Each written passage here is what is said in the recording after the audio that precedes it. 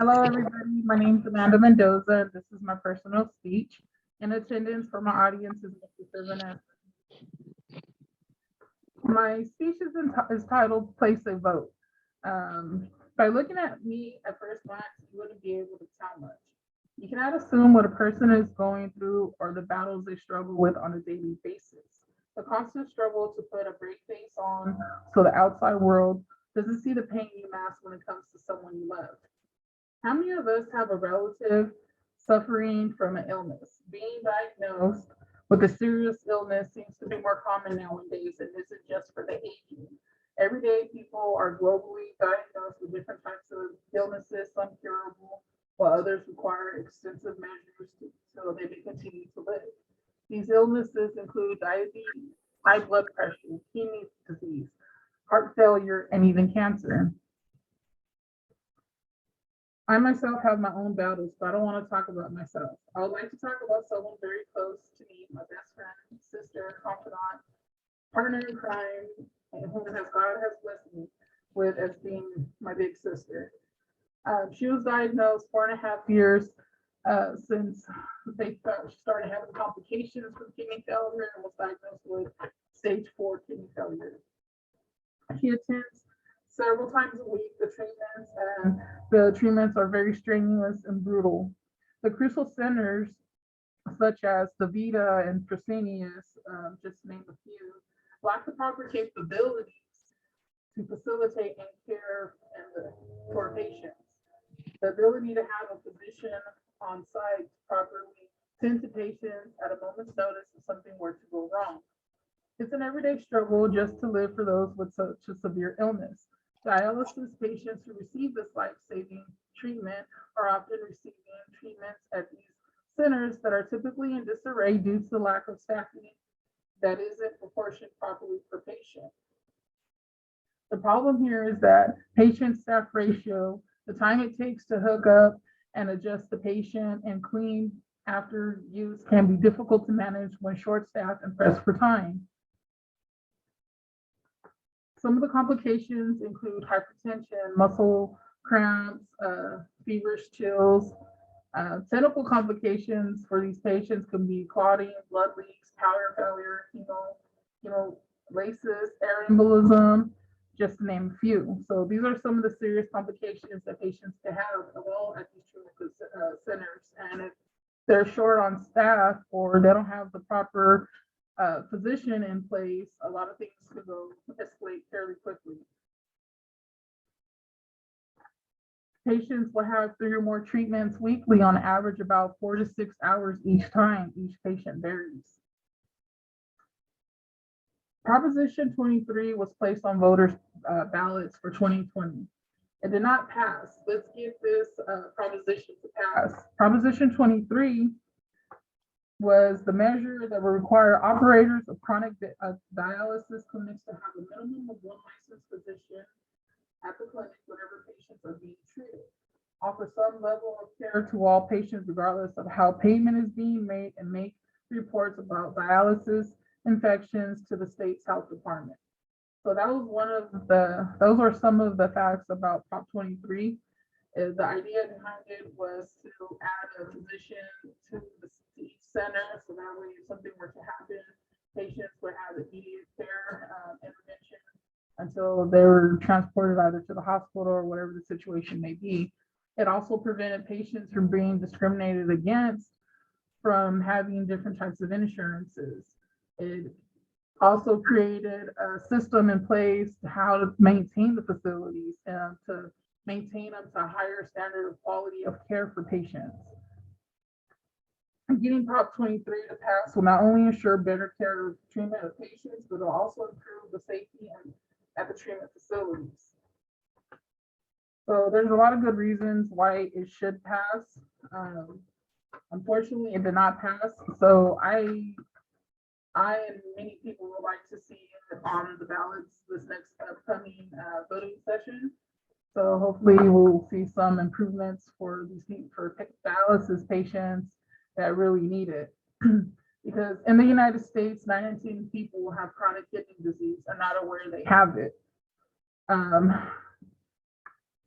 So it's a big thing. I mean, it's a silent disease that'll creep up on you, and like in the unfortunate case of my sister, she was already stage 4, and she never had no complications until she was already at that state. So it's a very serious illness.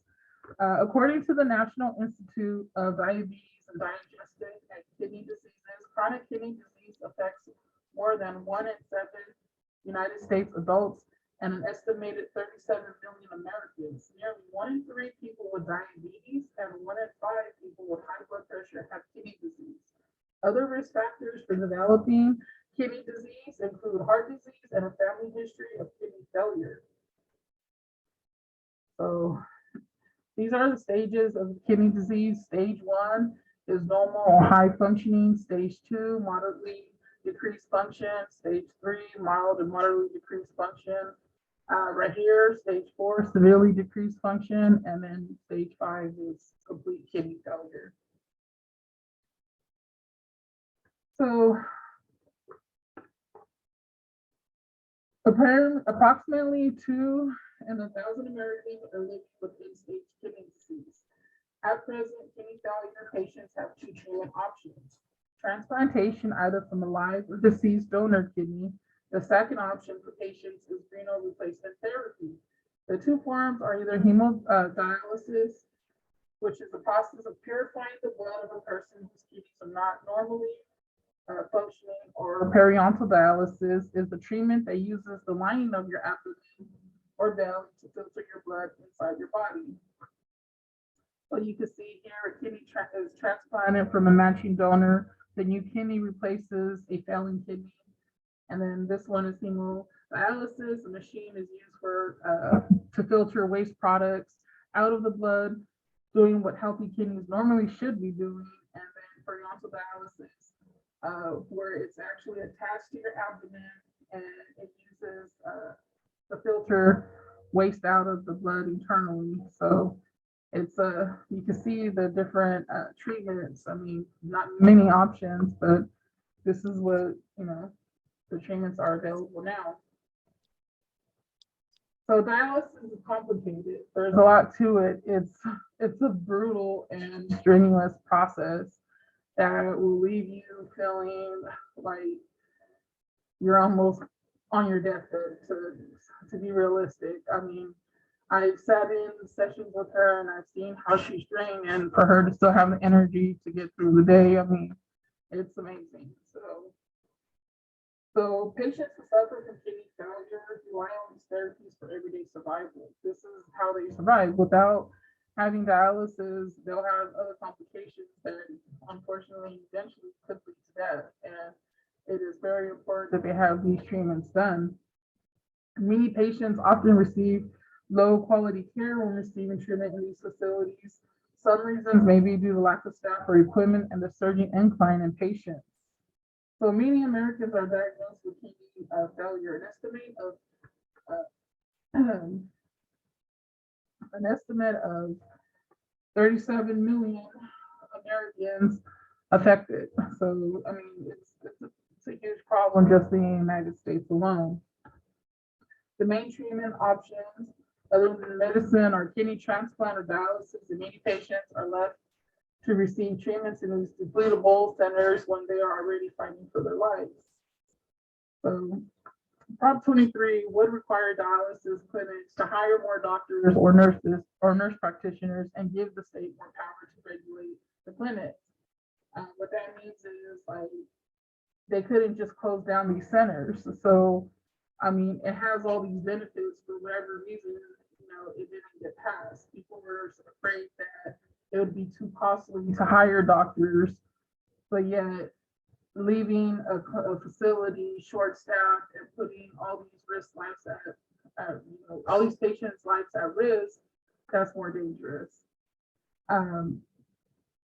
So there could be many errors made when short-staffed and under pressure.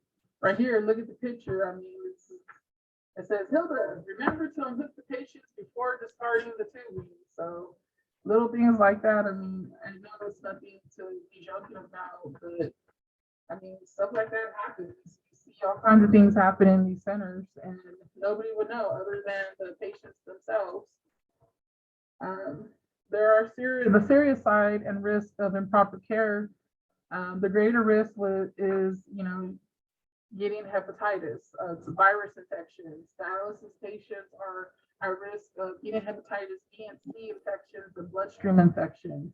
Of particular concern in dialysis setting and the fact that hepatitis B and C viruses can live on surfaces like dialysis chairs and machines and can be spread even with no visible blood. So if you have a facility that is short staffed, under pressure, what do you think is going to happen? They're going to be pressed for time to unhook and clean the machines for the next patient, putting each patient that use that machine at risk. So it is very crucial and very important that we get this law put back on the ballot, this proposition put back on ballots and passed. So by not passing Prop 23, it's kept these facilities in these depletable conditions and left these patients at risk since it didn't get passed. Vote. Let's get Prop 23 back on the ballots this next voting season. I mean, what can it hurt? Take action, make changes. Getting Prop 23 to pass this next voting season will not only ensure better quality of care for patients, but also improve treatment centers.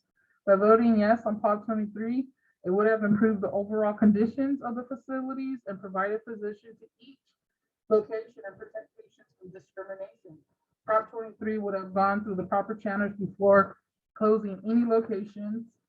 So please, next time, get out and vote. Keep in mind, those of us who are counting on your vote, help us get Prop 23 to pass this next upcoming voting session. Let's not only improve our country, let's improve how the country runs these life-saving facilities. Thank you.